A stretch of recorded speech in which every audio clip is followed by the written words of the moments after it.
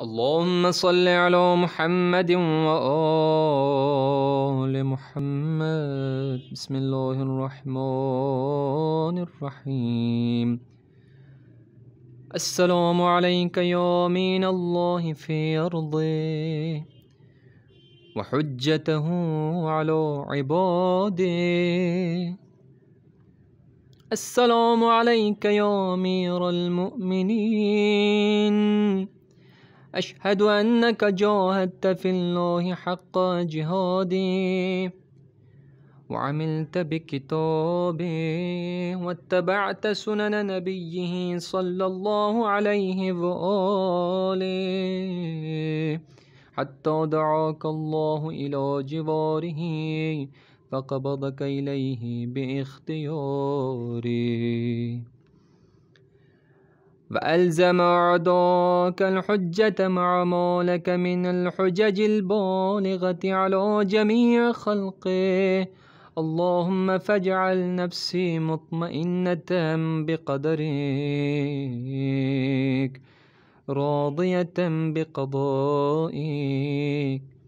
مولعة بذكرك ودعائك محبة لصفوة أوليائك محبوبة في أرضك وسمائك صابرة على نزول بلائك شاكرة لفواضل نعمائك ذاكرة لسوابغ آلائك مشتاقة إلى فرحة لقائك متزودة التقوى ليوم جزائك مستنة بسنن أوليائك مفارقة لإخلاق أعدائك مشغولة عن الدنيا بحمدك وثنائك. اللهم إن قلوب المخبتين إليك والها وسبل الراغبين إليك شارعا وعلام القاصدين إليك واضحا وأفئدة العارفين منك فازعا وأصوات الداعين إليك صاعدا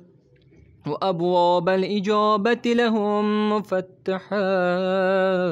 ودعوة من ناجاك مستجابا وتوبة من أناب إليك مقبولا وعبرة من بكى من خوفك مرحوما والإغاثة لمن استغاث بك موجودا والإعانة لمن استعان بك مفذولا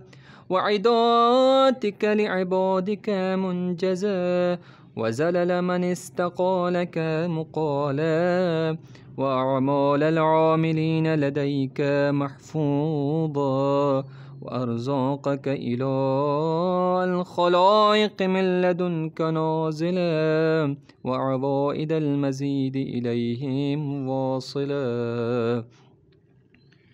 وذنوب المستغفرين مغفورا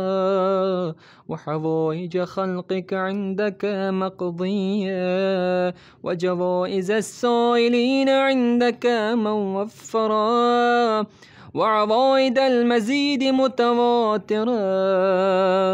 وموائد المستطعمين معدا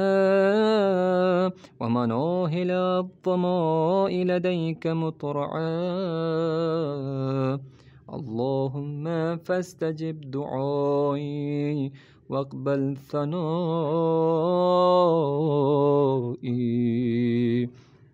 واجمع بيني وبين أوليائي بحق محمد وعلي وفاطمة والحسن والحسين إنك ولي نعمائي ومنتهى منايا وغاية رجائي في منقلبي ومثواي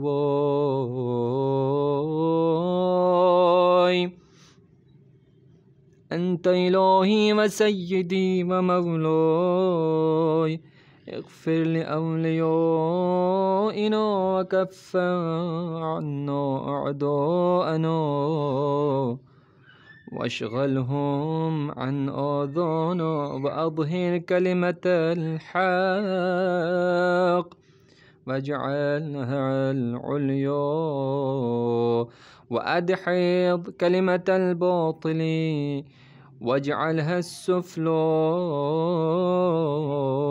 إنك على كل شيء قدير.